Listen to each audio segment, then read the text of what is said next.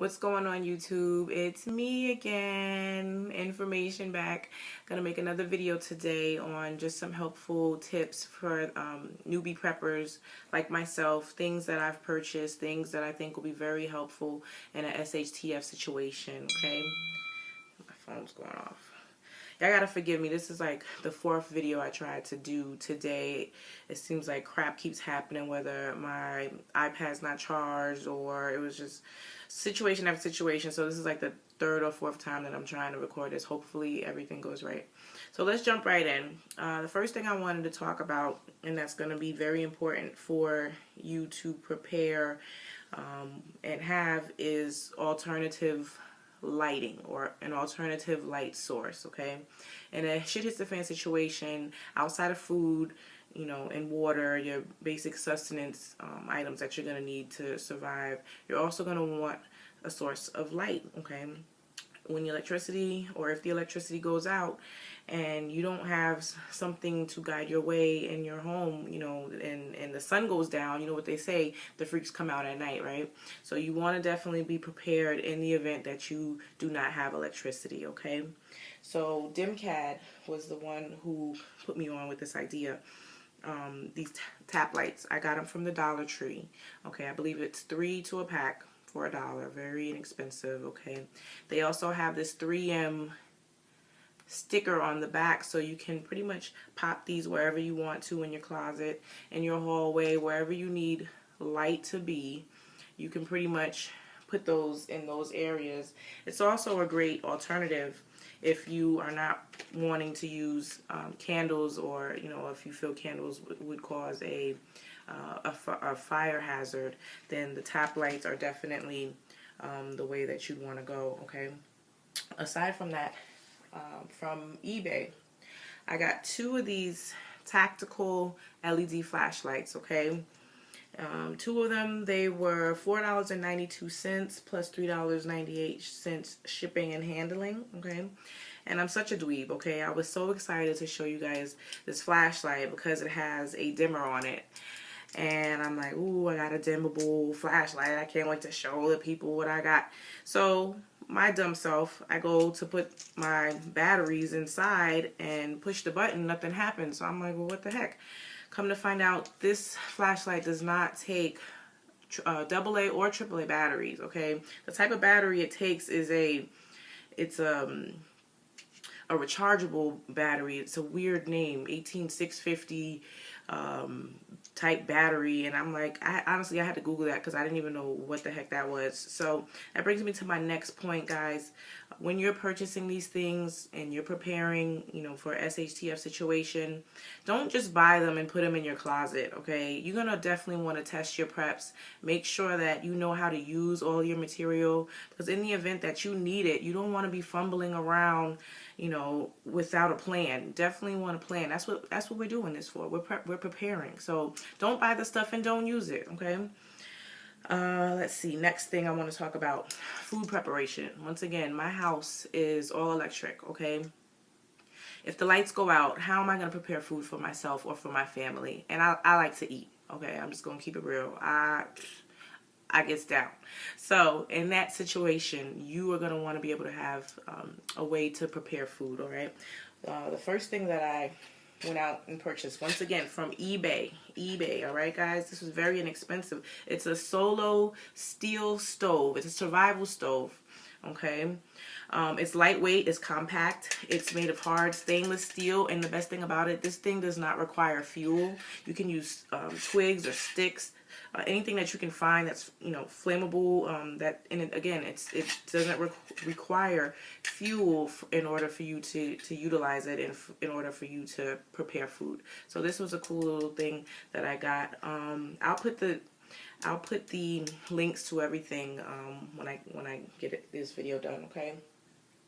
All right, since we're talking about food preparation, another important aspect to think about is fire, or your flame, or heat source. Okay, I purchased, again, eBay, guys, everything. I'm like the eBay queen. Okay, these are fire starters. All right.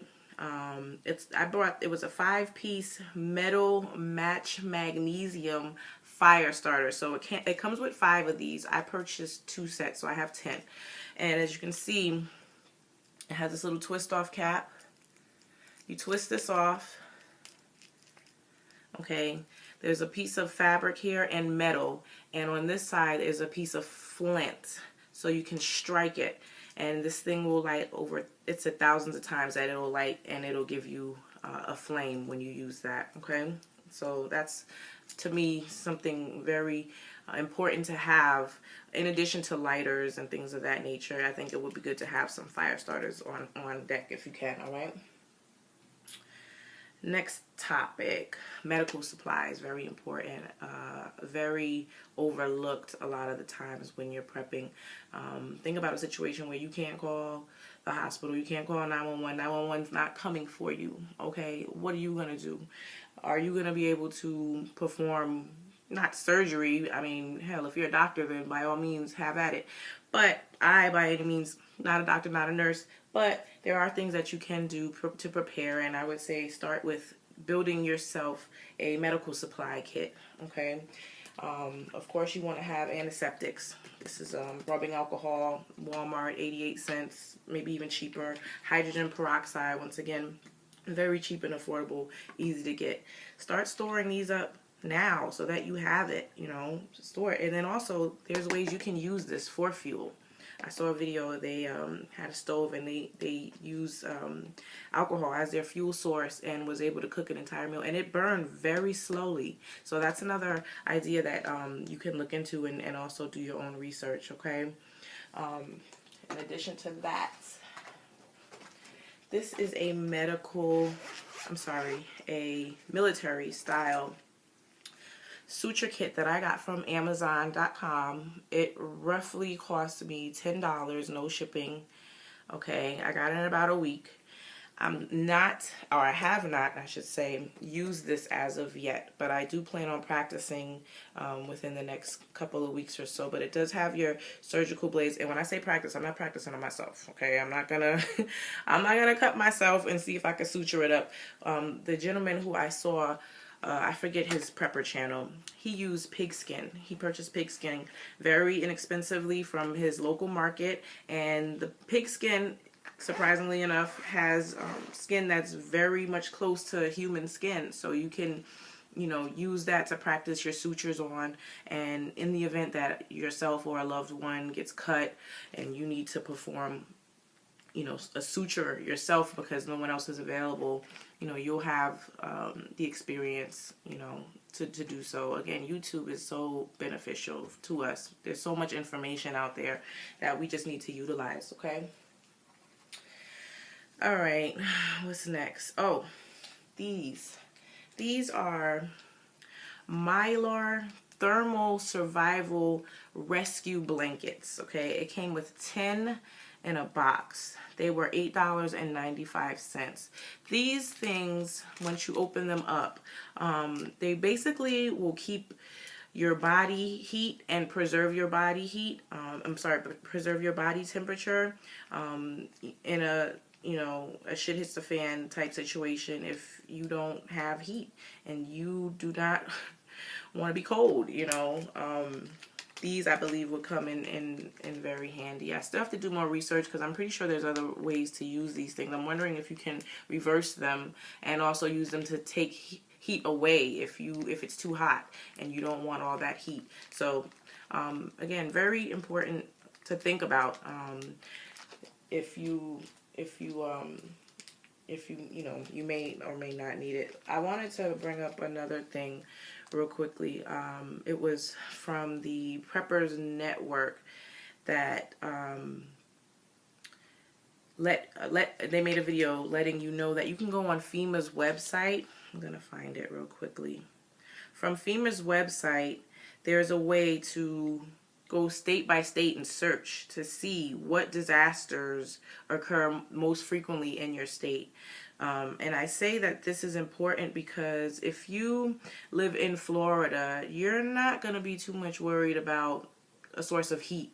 You know, if you live in New York, you may want to prepare and think about, you know, a flood happening versus a tornado. So I say all that to say, on FEMA's website, they have, it's a disaster declarations page where you can put in your state and click search, and it'll give you every single disaster that your state has declared historically. So I think that would be a good way to start and see what types of disasters you should prepare for in your own town, okay? It only makes sense to do that. So when I live in Georgia, when I go to Georgia and search, it gives me an entire list. So severe storms and flooding, winter storm, which in Georgia, the winter storms ain't that bad. I'm from New York, ain't no way. Anyways, fire, tornadoes. So these are the types of things that you'll want to prepare for based upon your state. Once again, that's on FEMA.gov. I'll put the link below. I hope that this video was informative. I am going to make more as I think about more stuff. Thank you for watching. Stay blessed. And as always, keep prepping. All right, I'll see you next time.